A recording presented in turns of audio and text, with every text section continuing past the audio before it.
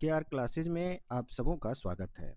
कक्षा 12वीं हिंदी के गद्य खंड में आज पढ़ेंगे हिंदी साहित्य के महानायक के बारे में। तो चलिए शुरू करते हैं।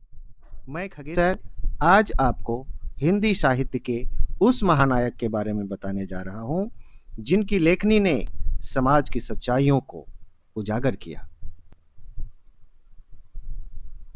किसानों और मजदूरों की व्यथा को स्वर दिया और साहित्य को समाज सुधार का माध्यम बना दिया। यह महानायक हैं उपन्यास सम्राट मुंशी प्रेमचंद्र जी। प्रेमचंद्र का योगदान हिंदी साहित्य के इतिहास में इतना गहरा है कि उन्हें आधुनिक हिंदी कथा साहित्य का जनक भी कहा जाता है। तो चलिए सबसे पहले हम देखते हैं लेखक परिचय।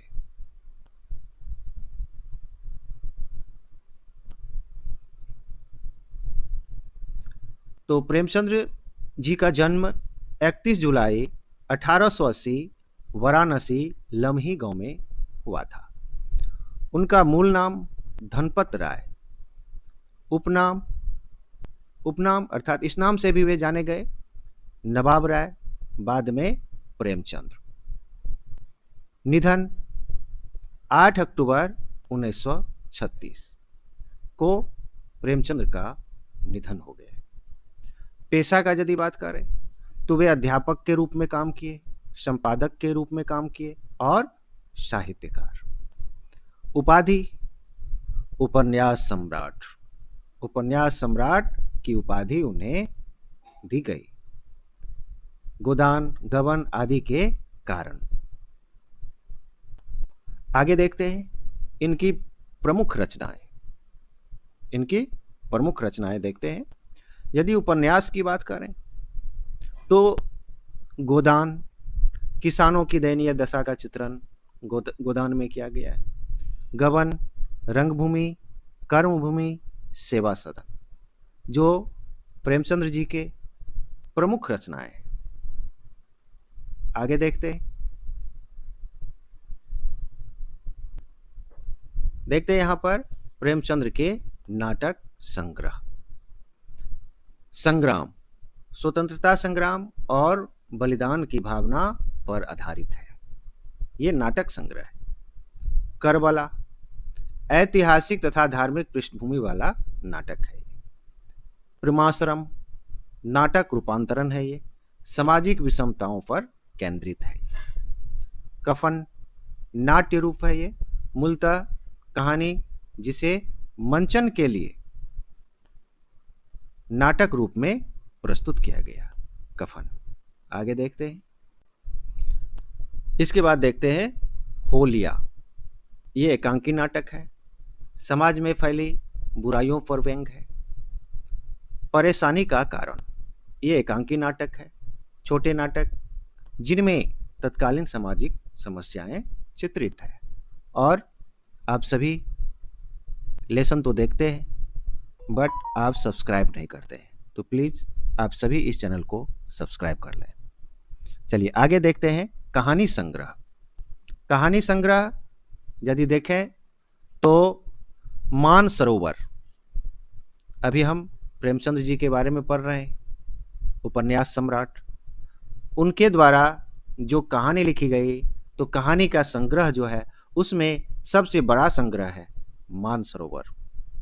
8 खंडों में इसको बांटा गया है। कहानियों का बड़ा संग्रह। कफन, फूस की रात, ईदगाह, बड़े घर की बेटी।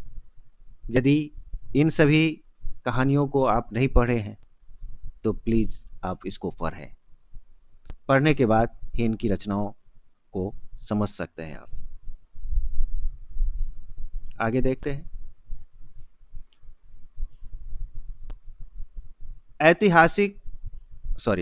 साहित्यिक योगदान। साहित्य में प्रेमचंद्र जी का क्या योगदान रहा, यहां पर देखते हैं। प्रेमचंद्र हिंदी और उर्दू के यथार्थवादी साहित्यकार थे। इन्होंने समाज के दलित, शोषित, किसान और गरीब वर्ग के दुख दर्द को अपनी कहानियों और उपन्यासों में जगह दी। इन्होंने साहित्य को सामाजिक उद्देश्य से जोड़ा। इन्हें हिंदी का कालजयी यथार्थवादी लेखक, देखिए कालजयी यथार्थवादी लेखक भी कहा जाता है। आगे देखते हैं। कक्षा 12वीं के लिए चयनित अंश कहानियां। अब देखिए, इसमें अक्सर बिहार बोर्ड में गोदान, गबन, कफन, ईदगाह से अंश चुने जाते हैं और आपको पूछे जाते हैं। अब जैसे एक उदाहरण में हम देखते हैं कफन, इसके भावार्थ को देखते हैं। तो यहां पर देखते हैं, अब इसके भावार्थ को देखते हैं। कहानी में गरीब घिसू और माधव पिता पुत्र की स्थिति दिखाई गई है। गरीबी, लाचारी और सामाजिक विषमता को लेखक ने गहरे व्यंग के साथ चित्रित किया। इसमें प्रेमचंद्र ने समाज की कठोर सच्चाई सामने रखी है कि गरीबी इंसान से संवेदनाएं भी छीन लेती है। तो ये आप जरूर पढ़ें। अब यदि बात करें कि साहित्यिक विशेषताएं,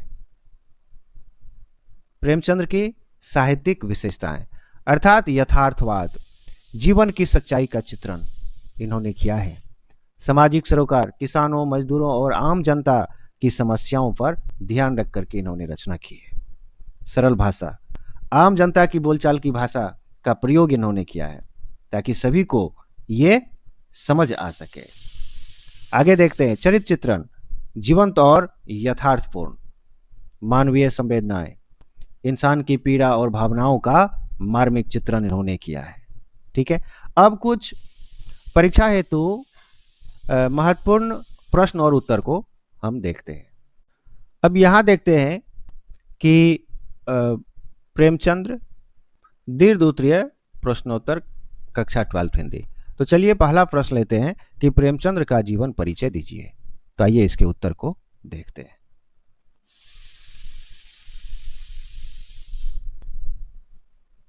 तो यहां हम देखते हैं कि प्रेमचंद्र का जन्म 31 जुलाई 1880 ईस्वी को वाराणसी के पास लमी गांव में हुआ।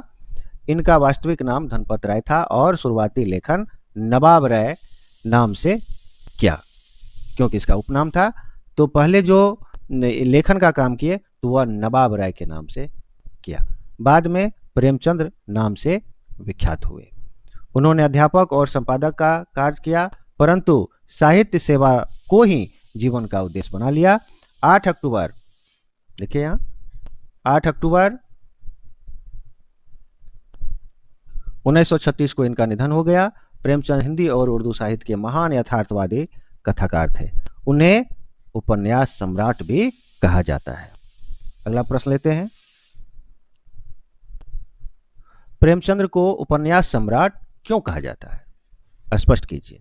आइए इसके उत्तर को देखते हैं। प्रेमचंद्र ने हिंदी साहित्य को गोदान, गबन, कर्मभूमि, रंगभूमि, सेवा सदन जैसे अमर उपन्यास दिए। इन उपन्यासों में समाज के विभिन्न वर्गों, किसान, मजदूर, दलित, स्त्री, मध्यम वर्ग के जीवन की सजीव झलक मिलती है। आगे देखते हैं। उनके उपन्यासों में यथार्थवाद, संवेदनशीलता और समाज सुधार का स्पष्ट संदेश मिलता है। इसी कारण उन्हें उपन्यास सम्राट की उपाधि दी गई। चलिए अगला प्रश्न देखते हैं, जो बराबर ये पूछे जाते हैं। प्रेमचंद्र की भाषा शैली की विशेषताओं का वर्णन कीजिए। आइए तो इसका वर्णन देखते हैं। तो इसके उत्तर को हम देख लें।